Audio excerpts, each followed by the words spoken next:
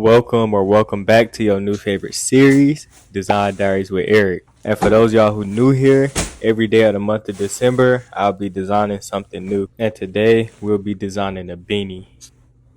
After going through my fabric options, I decided on this multicolored knit, and I want an oversized beanie look, so I took a beanie that I already had and maybe 1.5 times it for the pattern. Then I went in and cut out some more fabric, but that wasn't big enough, so now it's time to pull out the sewing machine so I can sew a few pieces together.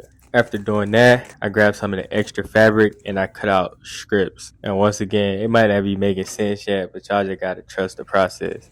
After extending the fabric to make it my desired size, I grabbed this marker and I traced out the pattern. And as y'all can see, I wasn't really going for straight lines because I wanted a more organic look because I felt like it would complement the style of the beanie. Alright, after that, I pulled out the pins and I pinned the two halves of the fabrics together.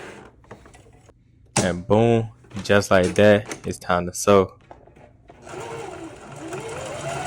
And sew some more, and sew some more. And so just a little bit more. Alright, boom, we finally done sewing. So I took the pins out the fabric, I cut off the excess material, and then I went to the bathroom for the first try on. After that, everything was looking good, so I went into my bag and put out my heart pattern. Okay, as you can see here, he is putting, is that leather? Faux leather. Putting the faux leather together to make his heart. Oh, that's so cool. Alright, and this is how it looked after I cut the heart out. Now it's time to use those strips that I cut out earlier. I started off by just randomly pinning a few down.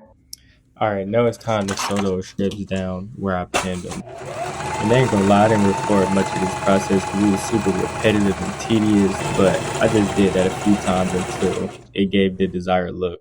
Alright, so boom, this is how it looked after I finished that process. Now the last thing I gotta do is add the heart. So as you can see, I pinned the heart and then I sewed it down. Alright, and just like that, we all done. Be sure to drop a follow to keep up with the series. Now here's the final results.